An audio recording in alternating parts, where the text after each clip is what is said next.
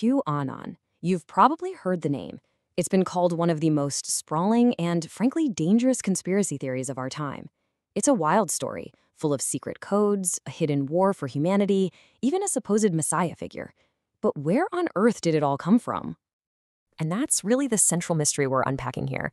How could a few cryptic posts from some anonymous user on a pretty obscure internet forum explode into a global movement?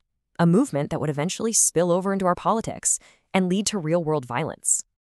To figure that out, we've got to go right back to the beginning, back to its digital birthplace on the, let's say, wilder fringes of the internet. So QAnon didn't just pop up out of nowhere. It kind of grew out of the ashes of earlier theories, especially one called Pizzagate back in 2016. But the real birthday for QAnon is October 28, 2017. That's the day an anonymous user who called themselves Q posted the very first of what were become thousands of these cryptic little messages. They call them Q drops. And by the summer of 2018, it wasn't just an online thing anymore. It was out in the real world. You know, the entire pattern was set from the very first post.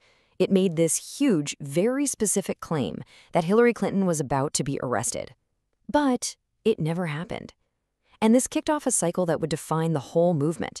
Bold prophecy followed by total failure. Okay, so what were these posts even talking about? Well, they were building this massive, almost mythological story, a grand battle between the forces of good and evil. The main bad guy in this whole narrative is something called the deep state. And according to QAnon, this isn't just, government bureaucracy. No, it's a secret cabal of Satan-worshipping pedophiles. Think top politicians, Hollywood A-listers, CEOs, who are secretly pulling all the strings and running the world. And it gets even darker. The story goes that to stay young and powerful, this cabal harvests something called adrenochrome. It's this absolutely grotesque belief that they tortured children to get an adrenaline-like compound from their blood, which they then use like some kind of fountain of youth. This is how that old Pizzagate theory got sucked into this much bigger story. So, if that's the villain, who's the hero? Well, that would be Donald Trump. Followers believed he was secretly chosen to fight a war against this cabal. And it was all supposed to lead to this huge, climactic event called the Storm. This was the day of reckoning, the day when thousands of these deep state members would finally be arrested and executed, and the world would be saved. Right.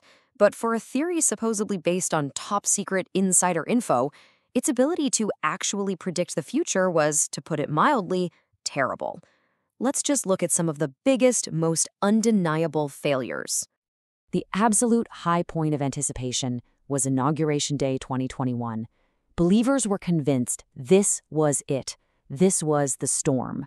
They were expecting live, on-air arrests, the military to step in, and for Donald Trump to stay in power. But the reality was, Joe Biden was inaugurated peacefully. No storm, no arrests. And the prophecies could get way, way more fantastical than that. A really popular belief was that John F. Kennedy Jr., who died in a plane crash back in 1999, had actually faked his death and was secretly working with Q. Followers literally gathered in Dallas, absolutely certain he was going to reappear at a rally. He did not. So this leads to the biggest question of all, right? After so many predictions completely and totally fail, why on earth do people keep believing? Well, the answer has less to do with facts and a lot more to do with some fascinating quirks of human psychology. A key concept here is something called cognitive dissonance. Basically, when a belief that's really important to you clashes with reality, it creates this incredible mental discomfort.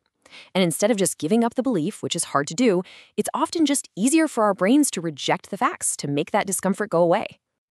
And here's exactly how they do it.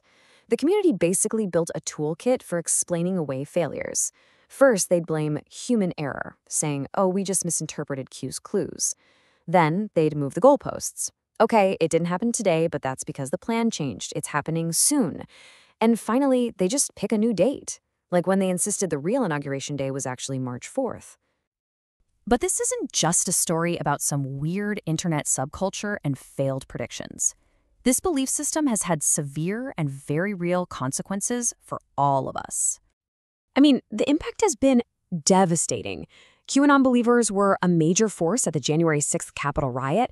The theory has also become a super spreader for old, dangerous anti-Semitic ideas. And on a personal level, it has just ripped countless families and friendships apart.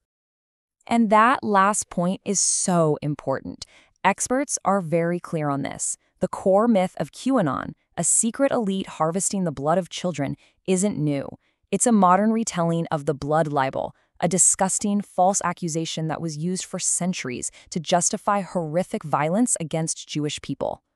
So, where are we now? The original Q actually stopped posting way back in late 2020, but the theory itself, it's far from dead. And this is absolutely not just an American problem. The basic framework of QAnon, the secret cabals, the hidden wars, it's been exported all over the world and adapted by groups in Germany, France, the UK, you name it. What's happened is that QAnon has become decentralized. It's not about waiting for the next Q drop anymore. It's more like a flexible, leaderless ideology, kind of like an open source conspiracy theory that anyone can pick up and mold to fit whatever is happening in the news. It's become this sort of undead theory that just keeps shambling on. In the end, the story of QAnon is a really powerful and kind of scary case study for our modern world. It's a stark reminder of how the internet can put radicalization on hyperspeed. And it shows us something profound about ourselves, that when the world feels chaotic and scary, our need for community, for identity, for a simple story of good versus evil can sometimes be way more powerful than the actual facts.